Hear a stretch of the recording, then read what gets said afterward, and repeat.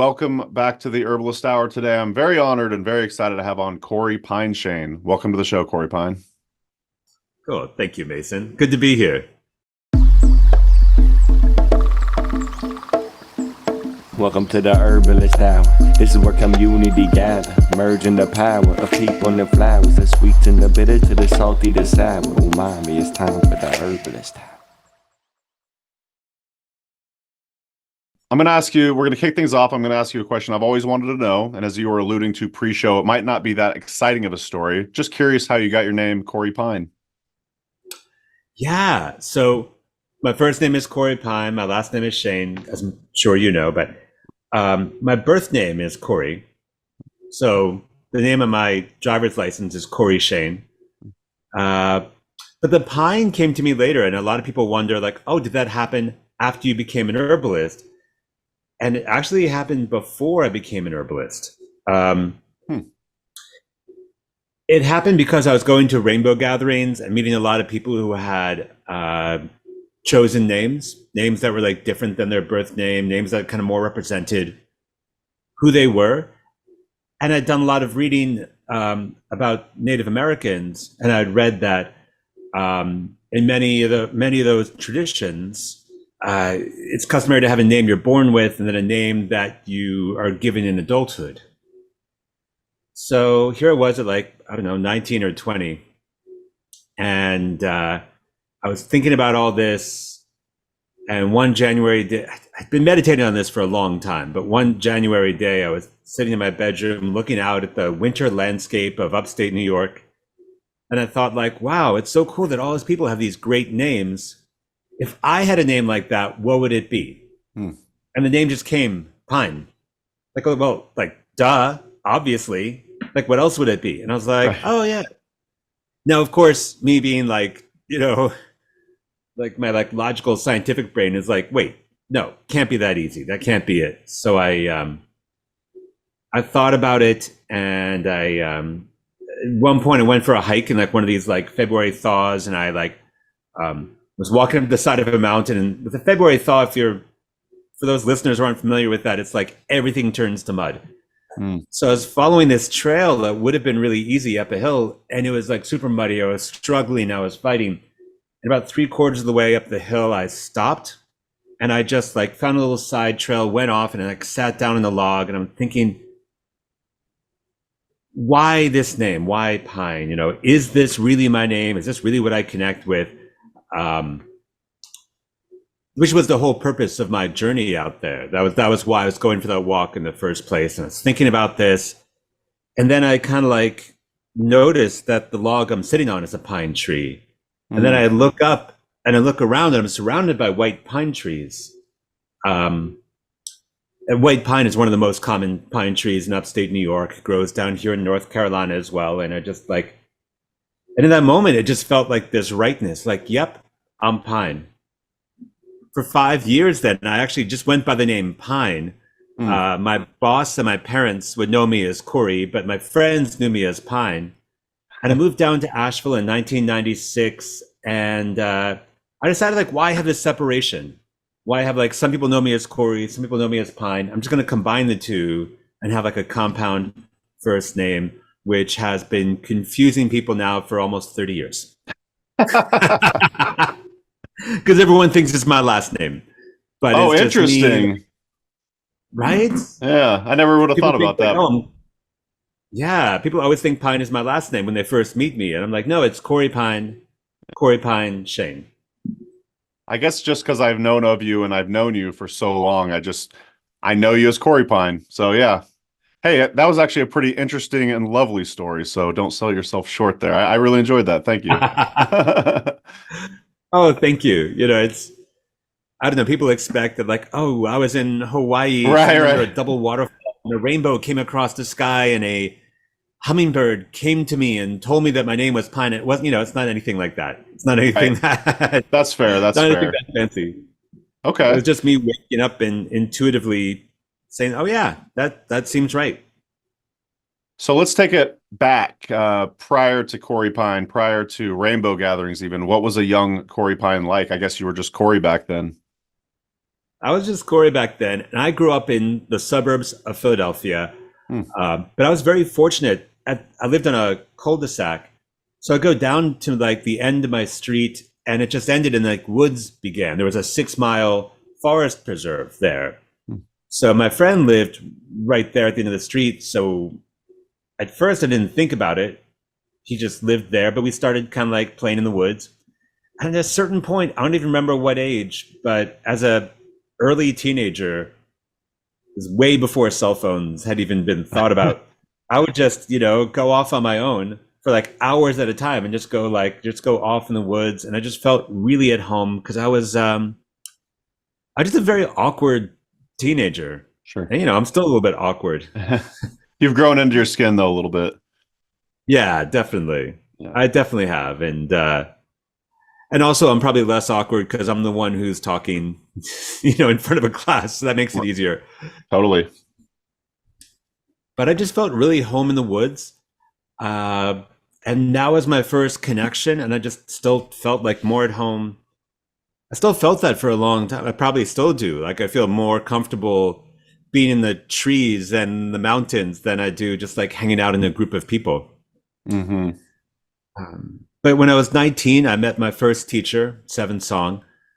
I'm embarrassed to say that when I asked him, like, what do you do? And he said, oh, I'm an herbalist. It's like, and I asked, like, well, what is that? He's like, oh, I heal people with plants. I'm embarrassed to say that I asked, so is that like a historical reenactment thing? Oh my gosh. This is like 1988. So That's like, awesome. this is, herbalism isn't as popular as it is now. Wasn't Right. as popular as it is now. And he's like, no, people actually still do that. So, but yeah, Seven Song and I became friends. I would go visit him at his cabin out in Ithaca. And eventually I just started picking stuff up for him. I like to think of it. I don't know if he thinks about it this way, but I think about it as a kind of informal apprenticeship started where I would just go over to his cabin and he would be in the middle of chopping something up and I'd be like, oh, what are you doing? He'd be like, oh, I'm chopping up some burdock root. I was like, oh, do you need some help? He's like, sure. And so I'd pick up a knife and a cutting board. I'd start chopping and be like, so like, what is this? What's it look like? Like, what's it good for? What are you using this for? And so That's so cool. this was before he was even teaching classes. I was just kind of like hanging out with him as a friend and like picking things up. And I just had this. Wow. I mean, these days I run an herb school, and I just told my students yesterday in class, like, I never intended to become an herbalist. I never like set out. Well, at some point I did make the choice. It wasn't a very conscious choice at one point. But at that point, I was already like 2/3 of the way to becoming an herbalist. Wow. And I could choose to either keep going or I could choose to turn back. But I was already like down the trail. For me, it was just my fascination, my curiosity, my ability to hyper focus on something that I'm super passionate about. And I just started learning plants and I started learning about how they can help heal our bodies and how this medicine was just everywhere. And yeah, all of a sudden I just found myself like about to go to herb school. Yeah, I heard on the Plant Love Radio podcast you mentioned that you also were interested in herbs and plants because you had low blood sugar when you were hiking around the woods. This is also true. It's funny, like you never really know how much impact you're going to have on someone. Mhm. When I was like 10 years old, I was at an overnight summer camp, and this old hippie who was the nature director at the camp led us on a plant walk. And I think there might have been one or two that whole couple months that I was there. I only realized that he was a deadhead later because I remember like being in his cabin once and seeing like all these cassette tapes with these weird names on it. And I'm like, what is hot tuna? What is like, who are the Grateful Dead? Like what kind of band is it? And only later did I think about it. And I remember, and I was like, wait, that guy was a hippie. But he took us on a plant walk, and I was just amazed that there were these like edible plants all around me. That there was like the blackberries and raspberries just grew in the wild. I mean, it was just mind blowing for my little like suburban mind. And then I started looking around and seeing that I started looking around and seeing that there's just like so much food. Well, first off, food, and later on medicine, but it's just like we're surrounded by it. There's edible things everywhere. Hmm. Yeah, I had a So similar origin. When I first learned you could eat dandelion, it was just so mind-blowing, as you say, and it just, then you just become hyper obsessed, hyper focused on this topic because you just want more and more. You want to have that high again from tasting that dandelion leaf for the first time. right? Yeah. It's amazing. I love dandelion because it's like, I mean, maybe a lot of folks listening to this podcast are familiar with dandelions as food and medicine, but for a lot of mainstream Americans, that's like a real like awakening to realize that here's this like weedy herb that it's good for the liver. I like to say, here's this plant that its purpose is to detoxify our liver of all the pesticides that we spray on it. Wow. Is that the doctrine of signatures right there? That could be. It's the doctrine of capitalism. I don't know. There you go. Hold on a sec. Someone wants to join the podcast here. Is this okay? Oh, Are yeah. cats allowed on the podcast? We've had multiple cats on the show now. What's that cat's name? Oh, this is Lily. Oh, I should have known it She's had a not- plant name. Of course. Yeah. Yeah. Is she a calico Yeah, or a tortoiseshell? I think she might be a tabby because she has like a little bit of tabby. this like M on her Yeah. forehead. She's But cute. it's hard to say. She's a cutie. She's not very loud, so people are just listening. They're not going to get to like. Or maybe they Witness will. the She's beauty. purring. Like, can you hear that? I think I did hear a little bit of it, actually.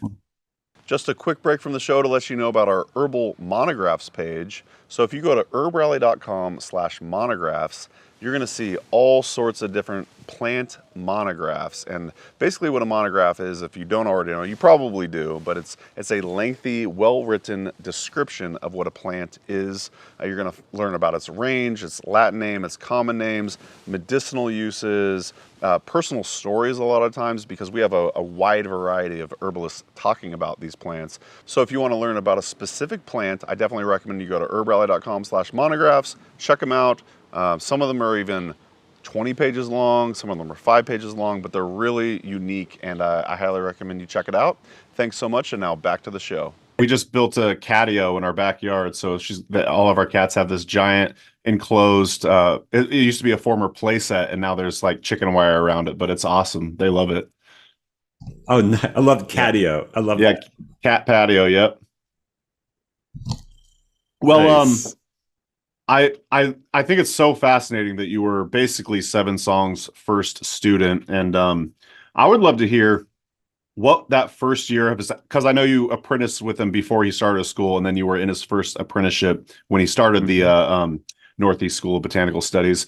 I would be curious to hear, what was herb school like that first year you went to the actual class apprenticeship, and then kind of looking at your own apprenticeship, the Blue Ridge School of Herbal Medicine. You've been doing this for 30 years. Do you see your students in your classrooms? Does it kind of mirror what it looked like all those years ago in Seven Song's first apprenticeship? Oh, things have changed so much. I mean, Really? I've changed.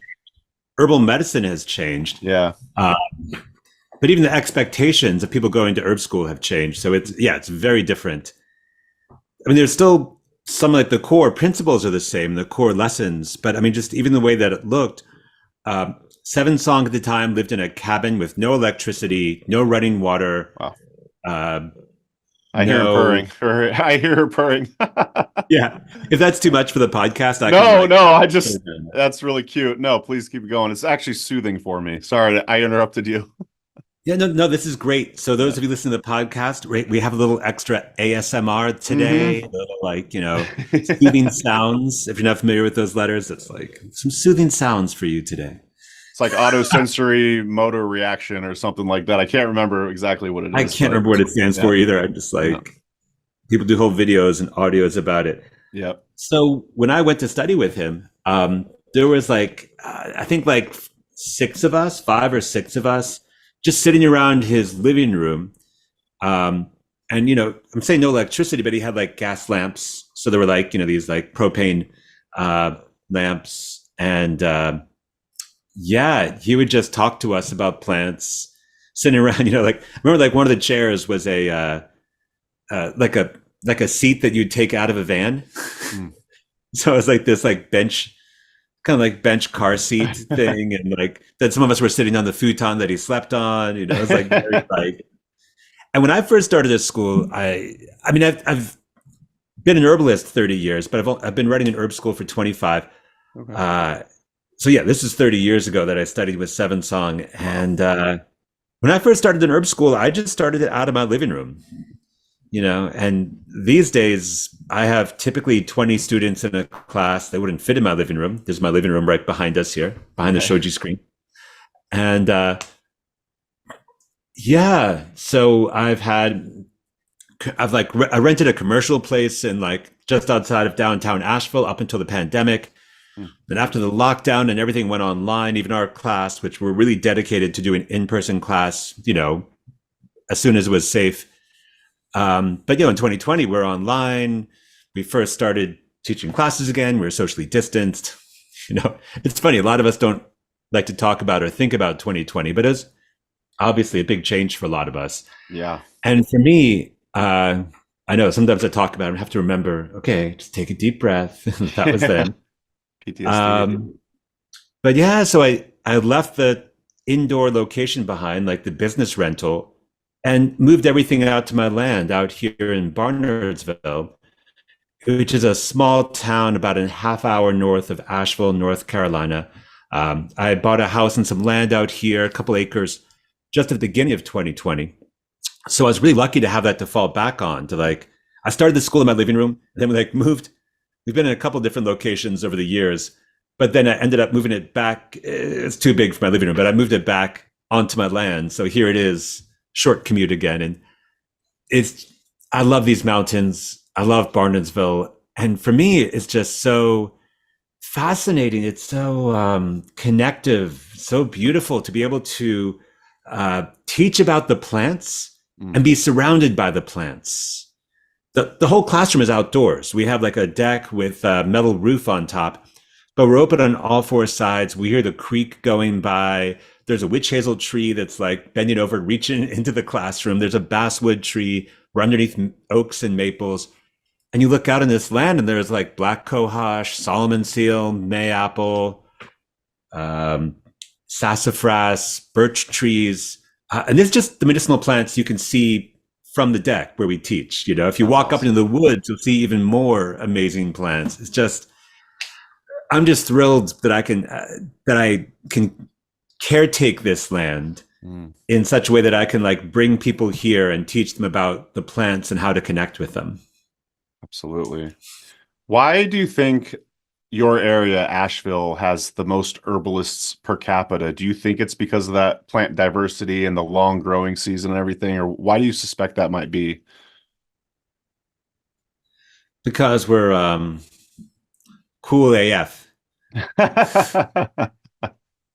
Can I say that on the podcast? Can I like spell that out, or do I have to like abbreviate that? AF, what does that stand for? No, I know. We're cool as fuck. There you go. You really are. At least I've been an actual thing we are. Yeah. I've been to Asheville a couple times, and I love the community there, even outside of the herbal community, just visiting. It's just an awesome downtown area. And again, yeah, like the hiking out there, the nature is just phenomenal. So, but yes, cool AF. Absolutely. It is. And, it's definitely gotten, before you like make your travel plans to come here, I got to say it's changed a lot. Definitely since I moved here in the mid 90s, but even in the past 10 years, especially, it's gotten a lot more, there's constantly things being built, more hotels, more, condos, more, like more nature's being cut down to build more buildings. So it's, I say like, if we're not careful, we're going to become the next Boulder. So no offense to Boulder, but actually, I go to Boulder and I see how like there's a lot of good roots there and cool stuff happening. But as more and more people know about Boulder and they move there, it's become more and more expensive. And the people who were born there, that's what's happening here in the greater Asheville area. The people who are born here are having a hard time staying here. Yeah. Cost of living is just astronomical, I'd imagine. Yeah, exactly. And it is very much a tourist economy, which is challenging. But it is a beautiful place. I don't want to downplay it, but I don't want to like I don't know. Encourage more people to move there. Yeah, yeah, that. Yes. Sorry. No, I I get moved it. to a small, sleepy, small southern town, so it's a lot different than it is now. Totally. But back to your question, why are there so many freaking herb schools here? Um, Yeah. I think a few different reasons, because I've thought about this a lot. I mean, even when I first moved here, I'm like, well, why am I moving to Asheville? I never thought I would live in the South.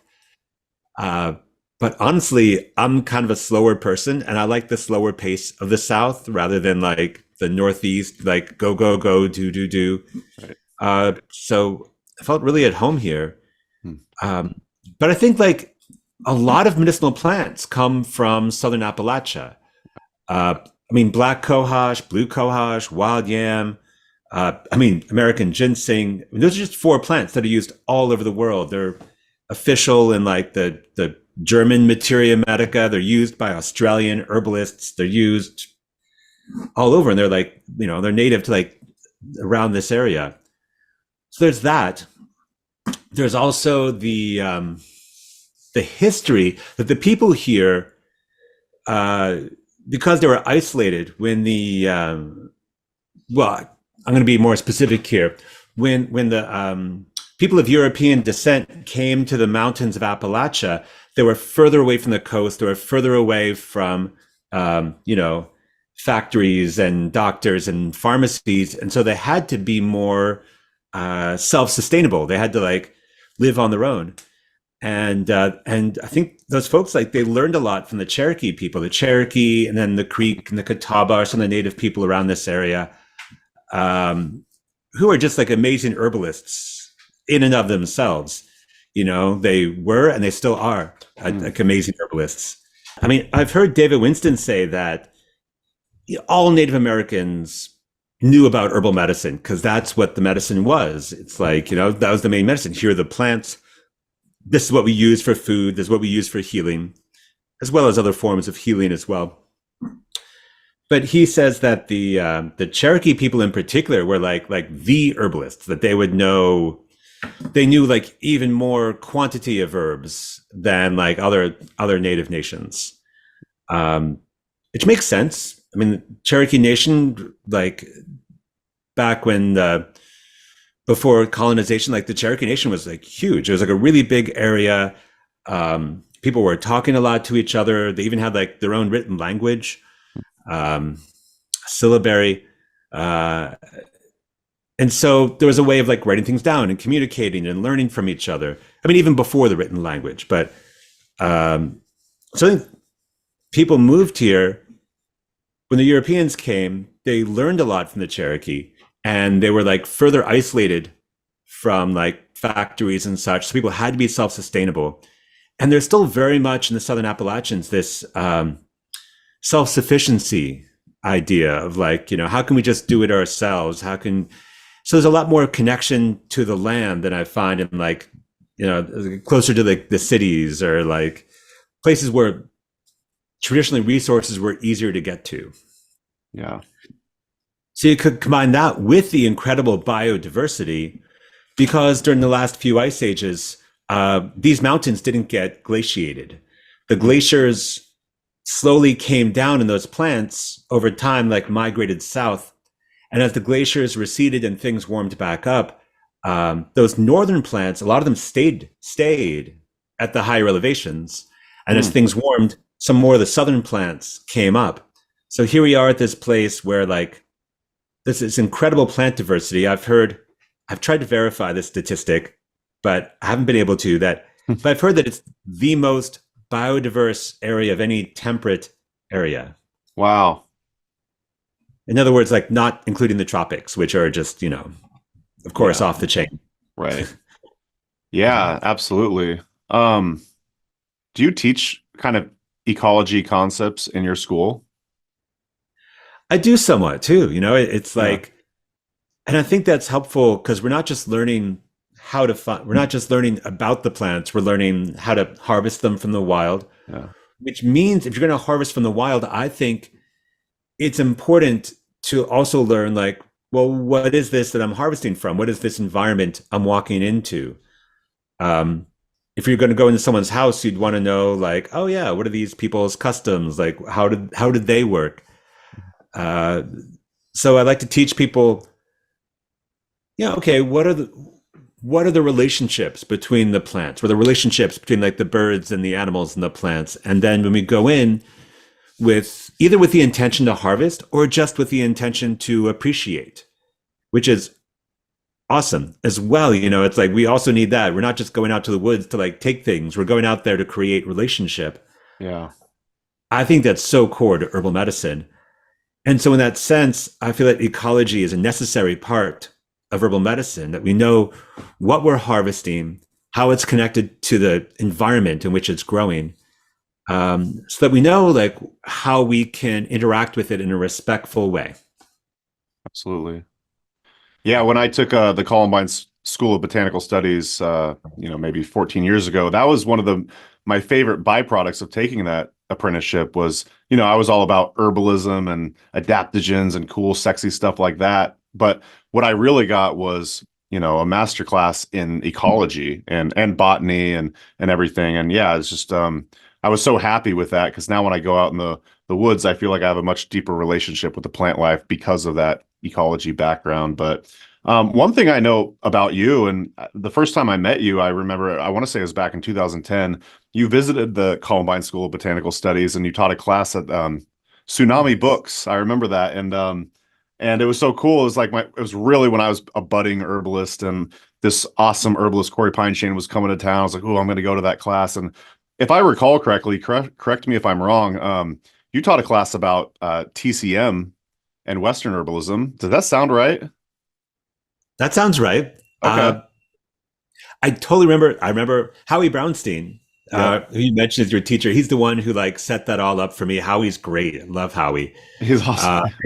He does teach so much about ecology. I love that about his school.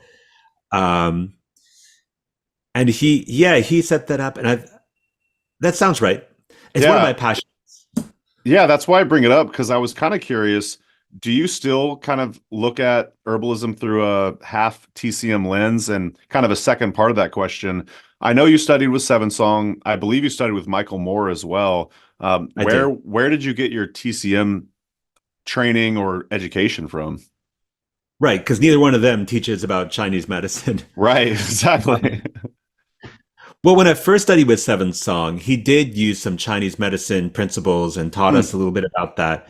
And then eventually he decided that it wasn't helpful to him in clinic. But I had already become enamored with it. I was reading the books of like Michael Tierra. Who else? Michael Tierra, Peter Holmes, Christopher Hobbs. There was a few Western herbalists who are studying Chinese medicine and then incorporating like, oh, how do we apply these Chinese medicine principles to Western herbs? And Western meaning like the plants of the US, the plants of Europe, plants that are used by people from those places as well. Right. But eventually I found that I needed to learn more. So I actually did a distance learning class with ICH, Institute of Chinese Herbology. I audited classes at my local acupuncture school. I told them like, look, I don't really want to put needles in people, but I want to learn basic Chinese theories so I can like do a better job with my patients. So I audited some classes at Taoist traditions about like, core Chinese philosophy. And for me, what I find fascinating about it is that it's not just about using different herbs. It's not like, oh, instead of using dandelion, we're going to use like chai hu for the liver. It's really a different map of the body. It's understanding, it's getting down more to like, what is the root cause of disease? Seeing the symptoms as just patterns, like looking at the night sky instead of seeing the individual stars, looking for the constellations and drawing these patterns. And then when you see the pattern, then you know how to treat it. And that way, even like these weird, mysterious symptoms, even if we can't diagnose them in terms of Western medicine, we might still be able to give a Chinese medicine assessment and say, okay, I don't know what kind of disease you have or what kind of imbalance you have, but I see that you feel restless and agitated and irritable and your face is red and your heart rate is fast. So I don't know what's causing that, but I can say that you have heat, and we have herbs that clear heat. It's like it helps you understand things that Western medicine can't touch, or even things that are not yet at the point of being a disease. And really the goal of Chinese medicine is to create balance, not just to eliminate disease, but to promote health and balance, which makes it really different than modern medicine. And my passion is like, how do we take that Chinese medicine piece of how we think about our bodies, how we think about health, and then apply that to like the local plants. So we can think about like, oh, how does black cohosh fit into this system? How does wild yam and stone root and, pipsissewa, how do they fit into like Chinese medicine? And that's fascinating. And I think that is something that we are still learning. I think it's not just my work. I think it's many people will keep working on that and refining that over the years. So you did write a book. It's the Southeast Medicinal Plants. Identify, harvest, and use 106 wild herbs for health and wellness. And I'd like to delve more into that book later, but do you think you ever have plans about writing a book with that concept, traditional Chinese medicine through like a Western lens? Or maybe there's already a book out there that exists like that. I've definitely thought about it. Yeah. I mean, there's great books like Ted Kapchuk wrote the book Web That Has No Weaver. There's the book, I remember that one. Yeah, it's great at explaining Chinese medicine like for the Westerner. Right. But it's still like explaining Chinese medicine. It's not like translating it. Right. I don't know if that makes sense. Yeah, they're still talking about TCM herbs in that book, I want to say. Yes. Yeah. Yeah, not just the herbs. And one of the things that like I find when I teach the Chinese medicine because I don't train my students to be Chinese herbalists. They're Western herbalists, but using like Chinese medicine is one of the lenses we use to understand the body and to understand the herbs better. Because, acupuncture school, like Chinese herbal school would be like a lot longer. But excuse me. Good. I translate a little bit of like the Chinese medicine, and translations are never exact, right? They don't always totally match up. Like we could say hat doesn't mean exactly the same thing as sombrero, doesn't mean exactly the same thing as chapeau in French, right? So it's like the word might be the same, but the implication might be different. So I think that's the same. I translate and then tell my students, just remember these translations are going to be a little bit imprecise. So for example, I just described something with a heat condition, and we might translate heat into Western physiology as, oh, that means like inflammation. Or we could talk about the tissue states as the 19th century like herbalists talked about and say it's excitation of the body. The body is like excessively excited because it's irritated. But what causes that irritation would be like inflammation or infection. And so you can translate that and say, oh, if someone has heat, it probably means that they have some inflammatory condition going on. Herbs that clear heat might be things that are either anti-inflammatory or antimicrobial. There are some great books about herbs, about Chinese medicine approach to Western herbs. Like right now, I think my favorite is Thomas Avery Garen's books. He has 2 books about like, are you familiar with these? I'm familiar with Thomas. Yeah, I've never met him before, but yeah, I'm familiar with his work. Yeah, he actually visited Asheville a few years ago. I got to go on a little plant walk I took him on a plant walk. Awesome. I'm looking over here at my bookshelf. It's off to my left here, but I don't see the title right here. So, but you can look it up, Thomas Avery Garen. And he I think he was a student of Michael Tierra's, who also became an acupuncturist and lived in China for many years and reads and speaks Chinese. So he was able to go back to the source material, but also become really familiar with American plants and like Western herbalism plants, and then apply these Chinese principles to those plants. So it's it really comes from the point of view of someone who is grounded in both traditions. And so right now, that's like my favorite book. If you want to go a little bit deeper with how to blend Chinese medicine and Western herbs.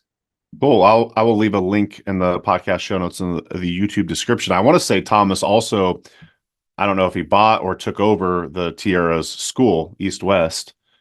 Have you heard that? Oh yes, I think I did. Yes. Yeah, I want to say that might be true. I'll fact check that after the conversation. Right. But why don't you tell us a little bit more about your apprenticeship? It looks like I was on your website earlier. It looks like you have several apprenticeships. You also have various online classes as well. But let's hear about the in-person full-on apprenticeship. What's that like, and where do you guys? When does that run? Yeah, I don't actually call it an apprenticeship. Just Okay. word-wise. Yeah. Good clarification. Because I used to actually have apprentices who would they would help me out in the field and like they'd work for me for free, but then they would get to come to class for free. So that's kind of what I think of with apprentices. For sure. Oh yeah, that is, yeah. So I don't know. A lot of people do call their classes apprenticeships. And I'm like, well, technically it's not. So. Yeah, that's a good point. Right. I'll change my verbiage. Right. Yeah. So I have two main programs. One is 2 days a week. It just started last week this year. So it runs mid-April through mid-October, every Tuesday, Wednesday, all day. That's the holistic herbalism program. And that has like 4 basic parts to it. We do a lot of plant walks where we talk about botany and plant families, how to identify the plants, how you would ethically harvest it, how you would assess whether you could harvest it or not. And second is like the materia medica, like what do the plants do? How can they be helpful for human beings or for other animals? You know, like here's black cohosh. How does it affect our body? The third piece is medicine making. We learn a lot of different ways of making like tinctures and glycerins and cordials and elixirs. I love those. Been doing those more and more lately. And the fourth piece is clinical skills. And that includes a lot of Chinese medicine as a way to understand how the body works and how we can help it with plants. That's kind of our flagship program. Then we also have the Essentials of Herbalism program, which is 1 weekend a month, April through November. And that's more of like a hands-on practical program. We don't do the clinical piece. We don't go quite as deep with the materia medica. It's more focused on the plant walks and medicine making. And there's some lecture, but it's less like, here's how to understand the immune system and white blood cells and cytokines. It's more like, okay, what do you do when it's cold and flu season? How do you do preventative herbs? How do you treat things when they come up? So it's kind of like how to take care of yourself and the people around you with, common sense herbal remedies. Oh, and then I also just started doing, the past few years, I've been doing these herb walk series. It's cool. I got kind of frustrated doing these like little 2-hour plant walks. It's great because it's very intro level, like anybody can go and learn a lot, but I found myself explaining the same thing over and over and over again. So I started doing these like 4-week series where we get together for like 4 Saturdays in a row. There's like a class that we do in the spring and then a separate class in the fall. So people can do one or both or one or the other or both, and we just have like a full Saturday, 4 in a row. And we get to like really go deep with like, okay, how do we talk about botany and plant families? How do you think about harvesting plants? What are the plants that grow at high elevation? What are the plants that grow at low elevation? Or on like a dry ridge or like a wet valley? It's like there's such, one of the incredible things about the Southern Appalachians is that there's an incredible diversity of plants, partly because there's an incredible diversity of places. There's like Asheville gets like 50 inches of rain a year. And then Highlands, North Carolina, just like a little bit over an hour away from Asheville, gets 110 inches of rain a year. Wow.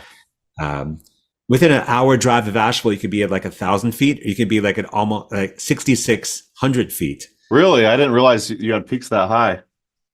It's the highest point on the East Coast, Mount Mitchell. Okay. Yeah. Which is also, sorry, I'm not sure about that, so I'm not going to say it. No, I think that's actually not Mount. Sorry, I was going to say Klingman's Dome is the second highest point on the East Coast. Hmm. And in the Cherokee language, I don't remember the Cherokee language name for it, but it was actually translates as the place where the mulberries grow. And so there's a movement to change Klingman's Dome instead of being named after like Mr. Klingman to be renamed as the original human name for it as like, oh, the place where the mulberries grow. Love that. I vote for that. Yeah. I like that. Want to go there and find some mulberries? Sure. Is that what they make silk out of? Or no, the silkworm on the mulberry tree?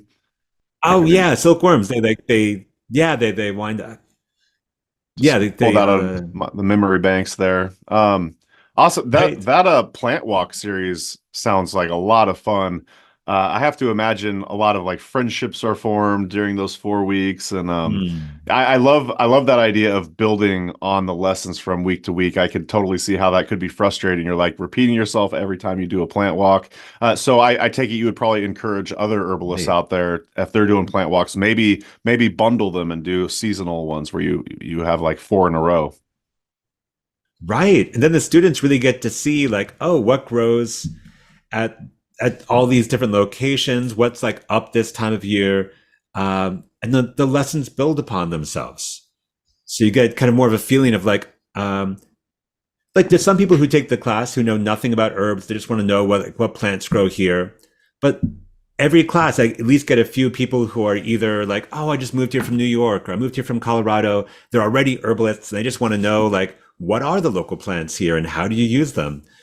Or some people are doing like online classes and they don't have that direct experience. They get to like meet the plants and like learn about the local ones. And I can like talk a little Chinese medicine. I can talk a little Ayurveda.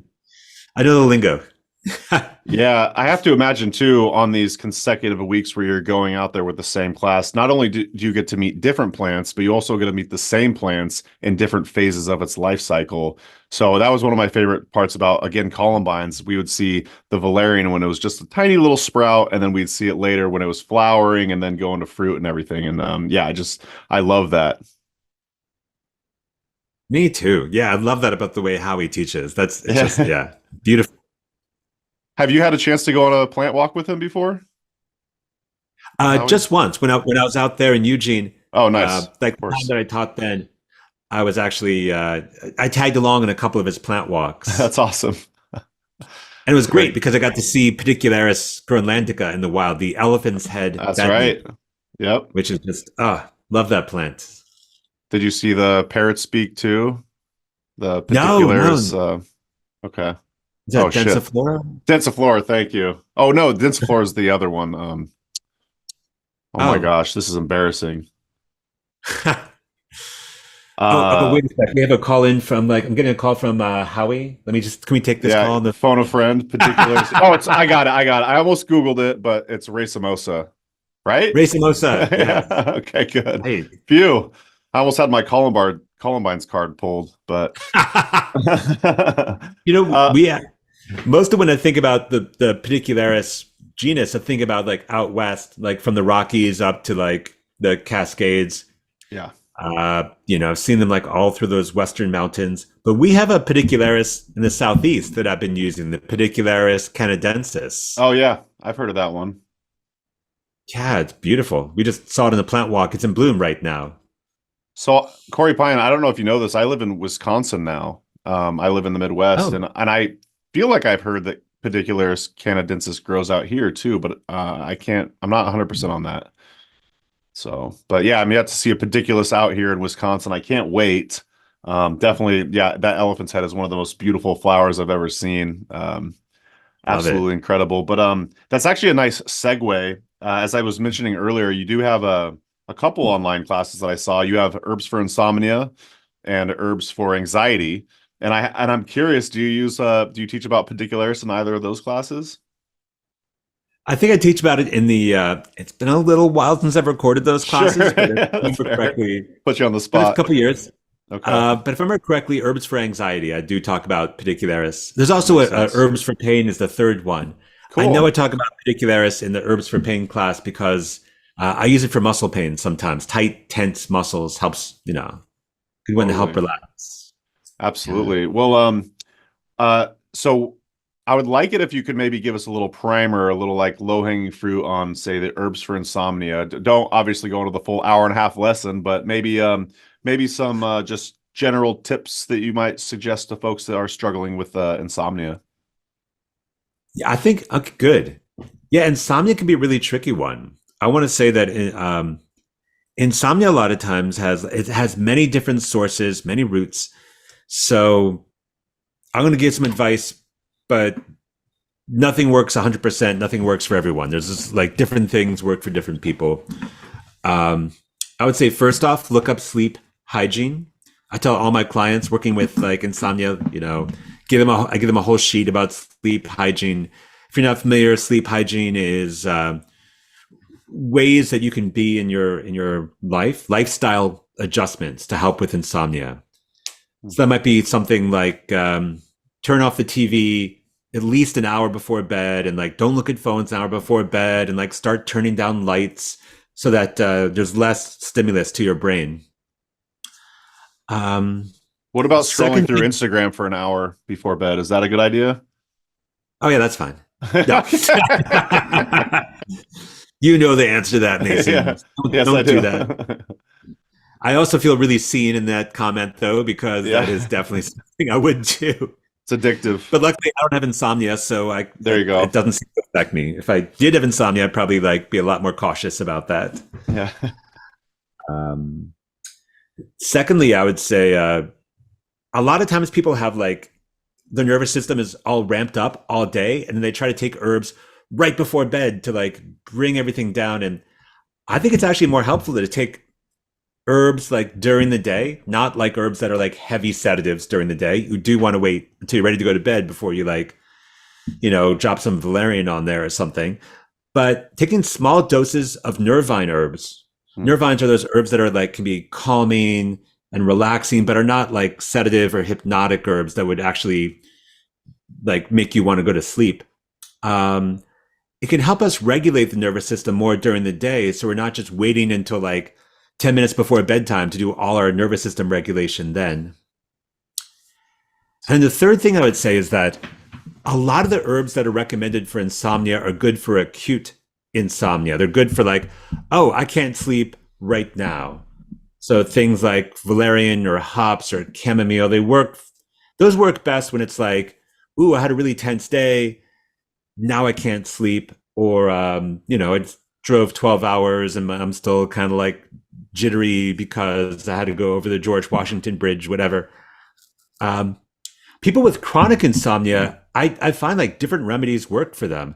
Hmm. And so that's why I go a little bit deeper with in the class. But I'm just going to throw a few of those remedies out there. Like I Please. said, like you said, I can't do like an hour and a half class, but things that nourish the nervous system, that could be like oat seed or reishi mushroom.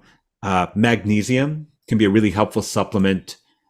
But overall, like I would say, so since we've been talking about Chinese medicine, I'm going to throw a little bit in there. Yeah. A lot of chronic insomnia is what we would call in Chinese medicine a deficiency of yin, a yin deficiency. Yin is like our ability, like if yang is our ability to be active and do what we do during the day, do our work, do our thing, like be active in doing. Yin is our ability to rest and sleep and go inward and to nourish ourselves, maybe a bit more of our parasympathetic nervous system. So when people are yin deficient, it's hard for them to like let go, rest, relax, go into that deep sleep.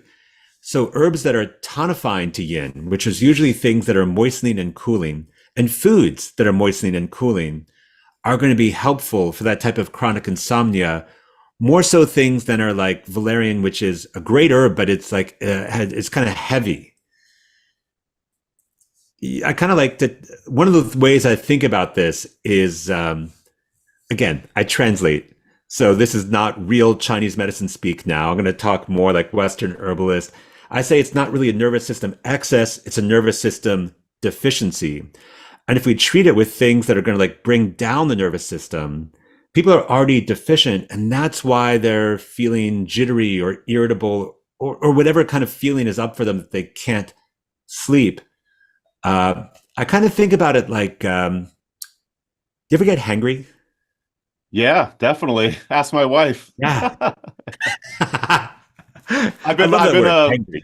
yeah, I've been like, reducing my calorie intake because I'm actually on a weight loss regimen right now. I haven't ever done this Mhm. before, so I'm hangry all the time.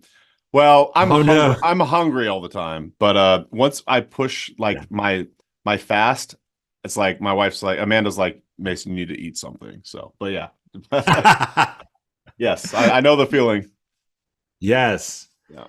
So there's a difference between being like angry and irritable because you've had a fourth espresso, Okay. or you just had a harrowing driving experience. You like but there's a difference between that kind of like angry and irritable. That's really different than like, oh, I'm angry and irritable because I forgot to eat lunch Hmm. and I'm low blood Right. sugar. So if I'm low blood sugar and it's like 2 o'clock in the afternoon, haven't had lunch, and all of a sudden I'm just like, oh, why does everyone keep bothering me? At that point, like, I don't need valerian or passion flower. I need a sandwich, Yeah. right? So Yes, this is that's my good. metaphor, right? Yeah, We don't literally need a sandwich if we have insomnia, unless blood sugar issues are what are keeping you up, which is a possibility. It's sure. one of the things to look at. But it's a metaphor that like our nervous system, if our nervous system is undernourished and overworked, it might get like a little wiry. It might get like a little taut and what's the word when people are get kind of like, Frazzled or yeah, frazzled. I think about like a guitar string that's like wound too tight and it's just like going ding ding ding ding ding ding ding ding. uh Um, that just overwound. How about that? yeah, That's high not quite the strung. right word. Yeah, high strung, literally. So at that point, yeah, what's going to be helpful is to give the nervous system that sandwich with herbs like oatseed, milky. I'm talking about like milky oats, not oatmeal, Right. or reishi, or other herbs that are like nourishing the nervous system, rather than trying to like bring the nervous system down. Nervous system is like agitated sometimes. People with chronic insomnia or chronic anxiety, or a lot of these like chronic nervous system issues, a lot of times they would do better if they took herbs consistently, like not just when they had at the moment where they're about to go to sleep or at the moment where they have an anxiety attack, but taking tonic herbs, herbs that are like gentle and safe for long-term use, and doing those throughout the day and throughout the week and over a long period of time to really nourish their nervous system so the nervous system can feel calm, at ease, not wondering where the next sandwich is going to come from. And that's my big advice for both insomnia and anxiety is look at those herbs that are nourishing and not just the herbs that are going to just like turn the volume down. CoreyPine, you explained that so well. I've never really heard it put quite like that. As opposed to trying to bring your nervous system down, just nourish it consistently and build up that chi, or no, not chi, I'm sorry, yin. Yin. Yes. Build Yes. your Build up the yin. yin. And that's really fascinating. You think I would have heard it put that way at this point, being into herbalism for 20 years now, but you explained that so crystal clear. I do want to point the audience, like I said, CoreyPine doesn't have an hour and a half for us right now, but please go purchase this course online. It's I'll plug it for you. So is it? I have it pulled up right here. Here we go.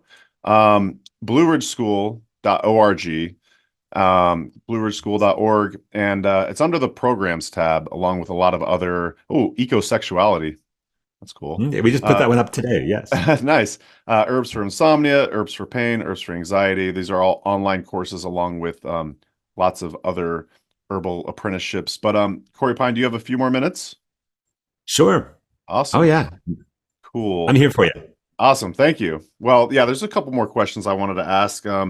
Just Sure. kind of curious. You've been in the herb game for 3 decades now, which is, I bet the time flies, huh? I mean, that's I impressive. know. That's crazy. But you've seen where herbalism's come. You've seen it become more and more popular. Sounds like it's kind of heading the same trajectory as Asheville, North Carolina. But where do you see herbalism going? Like the study of it, the hobby, the passion. Like, do you see it continuing to rise in popularity? Just kind of curious your thoughts on that. I do. I see it definitely rising in popularity. I see more and more. I mean, one thing that I see is more and more medical doctors Hmm. and nurses and pharmacists who are interested in herbal medicine. And even if they don't become practitioners, it's really different than three decades ago when almost every doctor was like, "Oh, don't use herbs. They're dangerous and they don't do anything." Right. To which I would often say, like, well, if they don't do anything, how could they be dangerous? Here, here. It's either one or the other. Right. They're either like That's do a great. lot of stuff and they could be dangerous if you don't use them right, or they don't do anything. So anyhow, I love that. but more and more, this next generation of doctors are and I say doctors, but I'm also meaning like other prescribers, like nurse practitioners and PAs, are much more friendly to herbal medicine than the previous generations. Hmm. Even if they don't actually use them. I mean, in my herb school right now, I have a doctor, 2 nurses, 2 massage therapists, I guess between the 2 classes, Wow. and a pharmacist. Wow. And that's Pharmacists too. not That's awesome. atypical. Yeah. Yeah. I've actually had a few pharmacists over the years That's so cool. because they get to see firsthand like what harm Western medicine can do. Sorry, I just need to add a quick addendum to that. Is that I'm not anti-Western medicine. I think there are times to use there's times to use pharmaceuticals. And I'm not just saying this for like legal reasons. Don't sue me because I told you to not take your antibiotics. But really, honestly, I want to tell the audience, I have told people with serious infections, you could take these herbs and they might help, or also you might die. So I would recommend doing antibiotics for this very serious infection. I treat a lot of infections with herbs. I think herbs work great for like infections.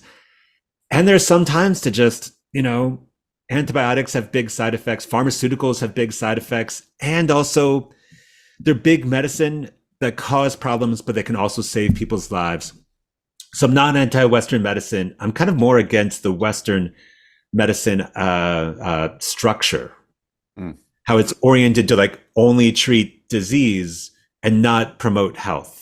Yeah. Or it's oriented to like only look at itself as like the only way of seeing disease, not recognizing other ways of helping people. I like it. Great spiel. I know. It. Thank you. I felt like I had to stop the spiel because I'm like, oh, I could talk a lot about this. We have more questions for me. I don't want to like. Yeah, go off on a tangent. and I would love to have you back on for a round 2 at some point, CoreyPine. It would be even better if we were able to do it in person in Asheville. That'd be amazing. I know Amanda and I definitely plan the trip there eventually, so stay tuned for that. But I have a couch you can stay on. Oh, sweet! It looks comfy. We get to hang out with your kitty. Get Oh some yeah, furs. Yeah. oh totally. Amanda Yeah, loves she'll cats. love you. Yep. Okay. Awesome. Well, yeah, just kind of one more question for you before we kind of, we should plug the book too. But do you have any advice to the aspiring herbalist, someone who's not necessarily needs to become a clinical herbalist or just anyone who's interested in herbalism and want to make it their career or life's path? Lots of advice. Let's see, but I'm going to try to keep it short. Like, what is the most important thing to know? I think it's you don't have to be a clinical herbalist. I think one thing that I find is really triggering for people in Western medicine is that a lot of herbalists, a lot of alternative medicine practitioners, not just herbalists, kind of like use pseudoscience. They kind of like skip over the real science. And what I would say is like, if you know science, use science. If you don't know the science, use whatever system you have. Like I use energetics. Like, what does it mean when I just talked earlier about like, oh, it's good to like nourish the yin? What does that mean in physiology? I don't know. I can't explain that in terms of physiology. So I'm not going to try. I'm going to use energetics to explain it. Mm. I also think you don't need to learn energetics, especially when you're first beginning. But if you really want to see clients, really want to like go deep with people and like learn, figure out how to like treat the root cause of disease, I highly recommend studying a traditional system of medicine. I like traditional Chinese medicine. Some people gravitate towards Ayurveda. The Greek system, the Greek humoral system, was used for like thousands of years throughout all of like Western Europe. There's Unani Tib, which is like still practiced in like Arab countries. There's many different traditions to choose from. So find the one that calls to you. And there's so much wisdom coming from these systems that have been around. Each one of those systems has been around for thousands of years and has so much to share with us. So that's a recommendation if you're going more towards clinic. Secondly, be aware of where your herbs come from and the quality of the herbs as well. What else should I say? You don't have to go to herb school. It's a funny thing for me to say. Like, I have an herb school. Like, I think that there's a place for herb school, but if you're just treating yourself and your family, you don't have to. There's great books out there. There's great YouTube videos out there. But I think it's hard to get. The reason why I like to tell people to go to school when it's appropriate, when they really want to become an herbalist, is that it gives us a living language. Like you get like the basics of how to communicate and how to talk, how to speak like you get like a solid foundation, and from there you can like learn and grow and like add things onto that foundation. Anybody can go and read Shakespeare and look at the glossary and kind of get it, but if you take a class in Shakespeare, they'll be able to explain a bit more about like, oh, what was going on at this time period and what do these words mean and what is, so it's kind of like that when you go to class. I think there are great herbalists. I mean, my main teacher, Michael Moore, he was self-taught, but he's also freaking brilliant. Yeah. Savant. Oh, totally. Yeah. Yeah. And like, I mean, Jim McDonald, like he's like, as a self-taught herbalist, an amazing herbalist. But it's challenging. Yeah. You have to like really be honest with yourself and aware of the things you don't know yet and willing to pursue those avenues. Great advice. Thank you. Sure. If you ask me like in another week, I might have totally different advice to give. But, like that's top of my head. Those are the answers that came. Thank you. That was great. That was great. Well, you did bring a copy of your book. I know it's somewhere on your desk. I want to say, why don't you hold up for the YouTube audience? And again, this is the Southeast Medicinal Plants. Identify, harvest, and use 106 wild herbs for health and wellness. And this came out in 2021, yeah? It did, November of 21. And I want to say, too, that like I did all the photos. Like, wow, I didn't know except that. for that one. That's actually, I think Seven Song did that one. Okay. I ended up to the wrong one. But yeah, so like that's funny. I'm a photographer as well. So that's awesome. There were a couple photos in here that aren't mine, but I did probably 90% of the photos in this book because I just like photography. Do you have a place online that you share some plant photos or anything? Maybe Instagram or? Oh, Instagram. Thank you. I was like, I was about to say like, no, I don't. That's a great idea. I forgot that I have an Instagram. But yeah.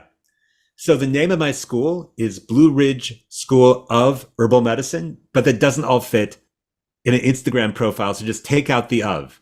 Blue Ridge School Herbal Medicine. Oh, that's they cut you off. Yeah, they cut me off there. They have like a, character letter. And then Pines Herbals is my tincture business. It's a very small tincture business, but Pines Herbals, it has an apostrophe. It's possessive, pine, like the herbals of pine, Pines Herbals. Okay. I started it when I was like just pine, as we talked about at the very beginning. Sure. Started in like 1995. And so Pines Herbals also has like an Instagram and has its own like little following. And but yeah, I like sharing plants. I just saw oh God, should I share this? Yes. I was walking in the woods around Barnardsville and I saw a yellow lady slipper Mm. not far from my house. I mean, within like a mile of my house. And I've never seen a yellow lady slipper in the wild before.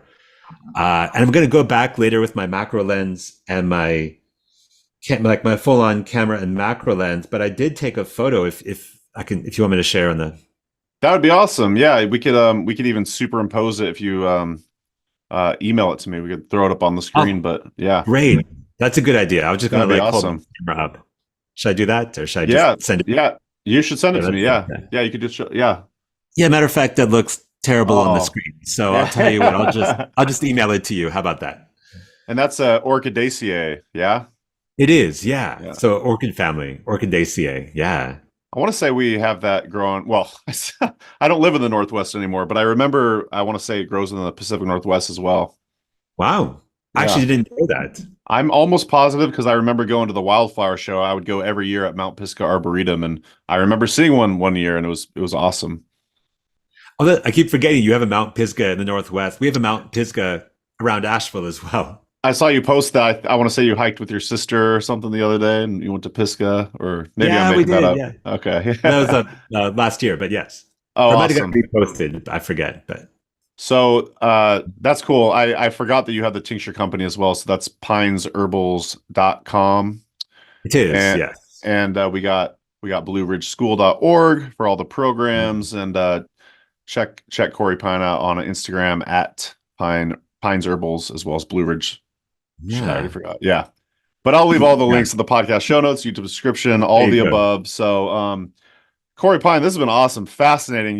We went all over the place, and I really Yeah. appreciated it. And yeah, you made me rethink nourishing yin if you're having trouble sleeping. You know what's funny is as I get older, I realize I wake up at the same time every morning, so I best be getting to bed early, or else I'm not going to get too much sleep. It's just Me funny. too.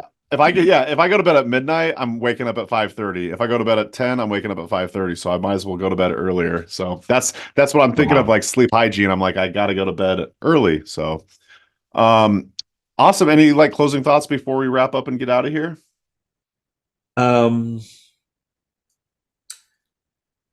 Yeah, okay. One thing, which is I think that herbal medicine is really beautiful because it's connecting the people and the plants. Meaning that, but as herbalists, we're not just about connecting with plants, it's also about connecting to people. I just want to mention how important that is to like respect other humans and to connect with people. And I mean, I really think of herbal medicine as being this beautiful bridge. It's not just a healing profession. Really what we are as herbalists is we're a bridge between the human world and the plant world, or the natural world, or, you know, the world outside of the humans. And so I encourage you, even if you never study herbal medicine in your life, if you listen to this podcast and you're here at the end, you must be somewhat interested, right? Yeah, I would hope so. Just go out and spend some time in nature, even if that nature is like the 1 block city park, like in your neighborhood, you know, it's like whatever nature is for you, your front yard, the park. Not all of us can live like 10 minutes away from a national forest like I do, Right. or like a forest in my backyard, literally. But it's just, we have nature all around us. There's plants all around us, and just take the time to get to know the names of those plants, take the time to like sit with those plants. And it's not always about harvesting. It's not always about even like finding the medicine ones. A lot of it is just about connecting with the plants in a different way. And herbal medicine is just one lens that we can use to connect more with the world around us. What a lovely way to wrap up the show. Thank you so much once again, Corey Pine. And thanks to Amanda for editing this podcast. And we'll see you all in the next episode of the Herbalist Hour. Hey, thank you, Mason. And thank you, Amanda. Thanks so much for watching today's episode of the Herbalist Hour. If you enjoyed it, please give it a thumbs up. And if you want more great herbal content, be sure to subscribe to our HerbRally YouTube channel. If you enjoy these Herbalist Hour episodes and you'd like to join us live, you can do so by becoming an HerbRally Schoolhouse member. Learn more at herbrally.com/schoolhouse. And if you want to get your first 30 days for free, use coupon code YouTube30 at checkout. So our HerbRally Schoolhouse members get access to exclusive video classes, monographs, and a lot lot more herbal community discounts, along with joining these live Herbalist Hour interviews. So one more time, herbrally.com/schoolhouse. Enter coupon code YouTube30 at checkout to get your first 30 days for free. All right, we'll see you in the next episode, and take care.